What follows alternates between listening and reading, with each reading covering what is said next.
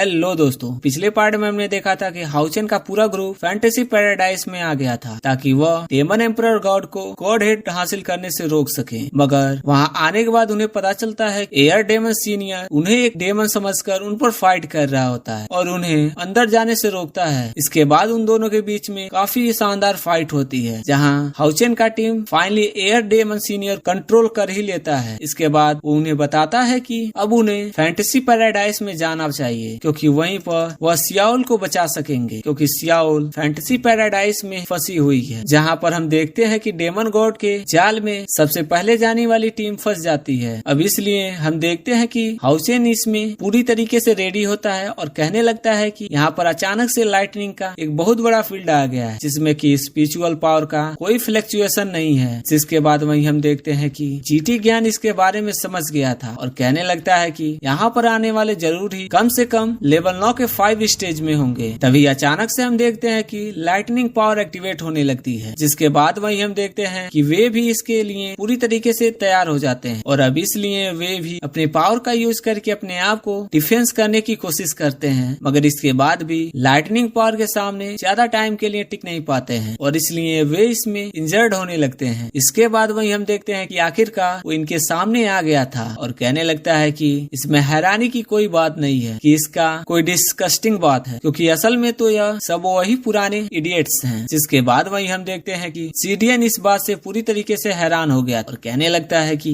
यह तो असल में 10 पिलर वाला लाइटनिंग डेमन गॉड है। तभी अचानक से हम देखते हैं कि एक और डेमन गॉड ने अपने पावर का यूज करके अटैक कर दिया था। जिसके बाद दोस्तों हम देखते हैं कि वह इनके एक साथी का एक हाथ बहुत आसानी से काट देता है और फिर वह इनसे कहने लगता है कि 10th पिलर नहीं, फर्स्ट 10 पिलर। जिसके बाद हम देखते हैं कि आखिरकार वे इनके सामने कुछ भी नहीं कर पाते हैं और इस तरह से इनके सामने काफी परेशान हो जाते हैं। तभी अचानक से हम देखते हैं कि इनके सामने एक और डेमन गॉड आ गया था जो जियान से कहने लगता है, क्या तुमने 4th पिलर वाले के साथ में फाइट नहीं किया और क्या तुम्हें लगता है कि हम उसके जैसा अच्छा नहीं है। के बाद हम देखते हैं कि वो अपने पीप का यूज करके जीडियन के ऊपर अटैक कर देता है। यहाँ पर हम देखते हैं कि जीडियन भी इतनी आसानी से इसके सामने हार मानने के लिए रेडी नहीं होता है, इसलिए वह अपने पावर का यूज करके इसके सामने टिके रहने की कोशिश करता है। लेकिन फिर भी आखिरकार हम देखते हैं कि वह इसके सामने कुछ ज्यादा नहीं कर पाता है और तभी लाइटनिंग डेमन भी अपने पावर का यूज करके इस पर अटैक कर देता है। जिसके बाद वही हम देखते हैं कि इसके एक साथी अपने पावर का यूज करके इसकी हेल्प करने की कोशिश करते हैं, मगर वह अपने पावर का यूज करके इसे आसानी से बचा लेते हैं। मगर इसके बाद इनका सामना कर पाना इतना आसान नहीं होता है, क्योंकि एक दूसरे डेमन ने अपने पावर का यूज करके उसे बहुत आसानी से रोक लिया था और इसी के साथ हम देखते हैं कि वो जीडियन को भी कैद कर देता है। जिसके बाद हम देखते हैं कि इसका एक और साथी अपने पावर का यूज करके अपने आप को रेडी कर लेता है। अब इस तरह से वो डेमन पर अटैक करने के लिए चला जाता है, मगर इसके बाद भी हम देखते हैं कि उस डेमन को इसके बारे में कोई ज्यादा चिंता नहीं होती है और उसने अपने पावर का यूज करके जीडियन को बहुत बुरी तरीके से इंजर्ड भी कर दिया था, जिसे कि रोकने के लिए जीडियन भी कुछ नहीं कर पाता है। वहीं हम देखते हैं कि लाइटनिंग डेमन ने उसके साथी के ऊपर पीछे से अटैक कर दिया था, जिसके बावजूद हम देखते हैं कि वह इसके सामने कुछ भी नहीं कर पाता और फिर वह उससे कहने लगता है कि इंसानों को अच्छे से कैद करने के लिए 10th पिलर के पावर को हमारे गेट के सामने 100 ईयर्स के लिए सील कर दिया गया और इसके अलावा अब तो हमारे डेमन एम्परर एसेंड होने वाले हैं, जिसकी वजह से अब हमें इसके बारे में कोई चिंता करने की जरूरत ही नहीं है। और फिर इनसे कहता है कि अब तुम अपना असली डर का सामना करने के लिए रेडी हो जाओ। लेकिन इसके बाद भी हम देखते हैं कि जीडियन इनके सामने इतनी आसानी से डिफीट होने वाला नहीं था, इसलिए हम देखते हैं कि वह फिर से इनका सामना करने के लिए तैयार हो जाता है और कहने लगता है कि अगर तुम फर्स्ट रेट डेमन गॉड हो तो क्या हुआ, लेकिन इसके बाद भी मैं तुमसे डरता नहीं हूँ। और फिर कहने लगता है वह लंबे समय से अपने ताकत को छुपा रखे हैं और इसलिए ऐसा लगता है कि इनमें से हर एक के पास में कम से कम 6 लाख स्पिरिचुअल पावर जरूर होंगे। लेकिन अभी भी हम देखते हैं कि जीडियन को इसके बारे में कोई चिंता नहीं होती है और अब इसलिए हम देखते हैं कि वो अपने स्वर्ड फर्जिंग वाले पावर का यूज करने के लिए तैयार हो जाता है। लेकिन तभी इसी बीच हम देखते हैं कि इसके सामने इसके साथी आने वाले होते हैं और इसलिए जीडियन ने तुरंत उसे वहाँ से बचा लिया था। इसके बाद का साथी कहने लगता है कि इंसान कभी भी लेवल 9 के स्टेज 6 में नहीं आ पाएंगे। जिसके बाद वहीं हम देखते हैं खुद जीडियन भी इस बात से काफी परेशान हो गया था और कहने लगता है कि अगर हम टाइटल लेवल वाले भी हैं क्या हुआ, लेकिन इसके बाद भी अब इनके सामने फाइट कर पाना इतना आसान नहीं है और इसलिए इनसे जीतने का चांस बहुत ही कम है। तभी हम देखते हैं जीडियन के बाकी साथी भी अपने पावर का यूज करके अपने आप को तैयार कर लेते हैं। और अब इस तरह से हम देखते हैं कि वे इनका अटैक रोकने की कोशिश करते हैं, लेकिन फिर भी जीडियन समझ गया था कि वे इनके सामने ज्यादा टाइम के लिए कुछ नहीं कर सकते। इसलिए हम देखते हैं कि उसने अपने पावर का यूज करके टेलीपोर्टेशन पोर्टल को एक्टिवेट कर दिया था, ताकि वह इस तरह से सीधा अलायंस चले जाएं और वह इसके बारे में उनको बता सके। जिसके बाद वही हम देखते हैं कि जीडियन अपने बाकी साथी को भी इसके बारे में बताता है और उन्हें रेडी होने को कहता है और वह तुरंत यहाँ से जाने के लिए निकल जाते हैं। लेकिन इसके बाद भी हम देखते हैं कि लाइटनिंग डेमन इनको इतनी आसानी से छोड़ने वाले नहीं होते हैं। इसलिए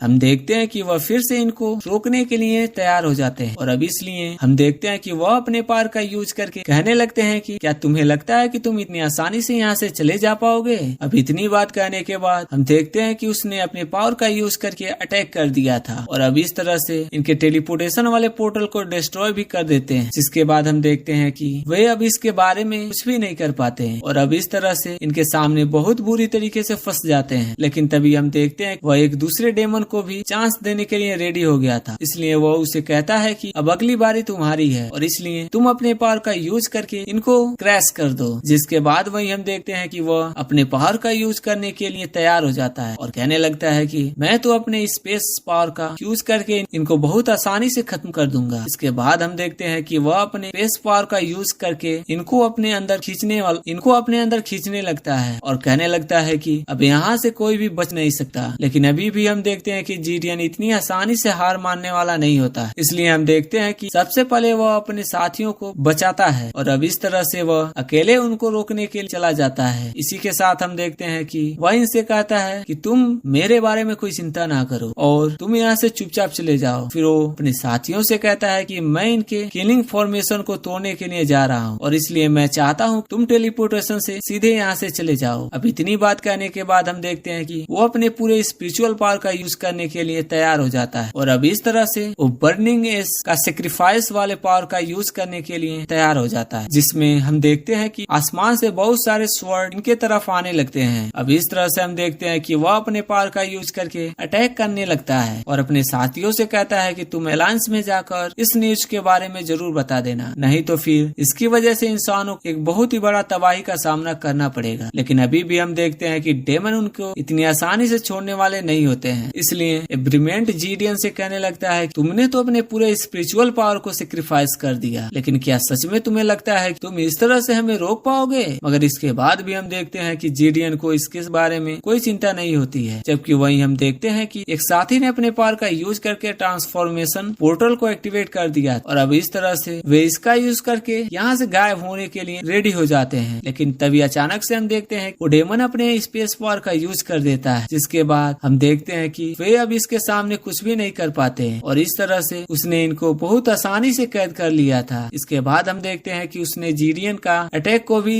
इनके तरफ ही मोड़ दिया था और कहने लगता है कि अब तुम सभी तो हमारे हाथों में बहुत बुरी तरीके से फंस गए हो और अब इसलिए तुम सभी यहाँ पर मरने के लिए तैयार हो जाओ। इसके तुरंत बाद हम देखते हैं कि लाइटनिंग डेमन ने तुरंत अपने पावर का यूज करके अटैक कर दिया था, जिसके बाद हम देखते हैं कि वे इसके सामने कुछ भी नहीं कर पाते और इस तरह से वे इसमें और भी ज्यादा इंजर्ड होने लगते हैं। मगर तभी इसी वक्त हम देखते हैं कि हाउचेन ने आकर इनको बचा लिया था, जिसके बाद वो डेमन कहने लगता है कि यह कौन है, जिस पर हाउचेन उसे कहता है कि हॉर्न ऑफ लाइट। और इसके बाद हम देखते हैं कि उसने अपने पावर का भी यूज कर दिया था और इनके ऊपर अटैक कर दिया था। इसके बाद हम देखते हैं हाउचेन के बाकी साथी भी यहाँ पर आ गए थे, जो कि जीडियन और उसके लोगों को सपोर्ट करने लगते हैं। इसके अलावा हम देखते हैं कि ली सिंह अपने पावर का यूज करके पोर्टल को ओपन करने लगती है, जिसके बाद हाउचेन इनसे कहता है कि सीनियर अब आप यहाँ से जाइए और सबसे पहले होली सिटी में अपने इंजरी को हील कीजिए। तब इस पर जीडियन कहता है कि तुम भी अपना ख्याल रखना, क्योंकि असल में अब इसकी ताकत काफी बढ़ गई है और इसलिए ऐसा लगता है कि इसे रोक पाना इतना आसान नहीं है। मगर इसके बाद भी हम देखते हैं कि हाउचेन और उसके साथी को भी इसके बारे में चिंता नहीं होती और वह अपने पावर का यूज करके इनका सामना करने के लिए तैयार हो जाते हैं। तब इसी बीच हम देखते हैं कि लाइटनिंग डेमन ने सीमा सियान के पास वाले लाइटनिंग पावर को फील कर लिया था और कहने लगता है कि इसके पास में तो असल में मेरे ब्रदर का इनहेरिटेंस है। जिसके बाद हम देखते हैं कि आखिरकार उसे इसके बारे में समझ आ गया था और कहने लगता है कि तुमने मेरे ब्रदर्स को मारा है। जिसके बाद हम देखते हैं कि वह इनके ऊपर काफी गुस्सा हो गया था और कहने लगता है कि अब तुम भी मरने के लिए रेडी हो जाओ। तो दोस्तों,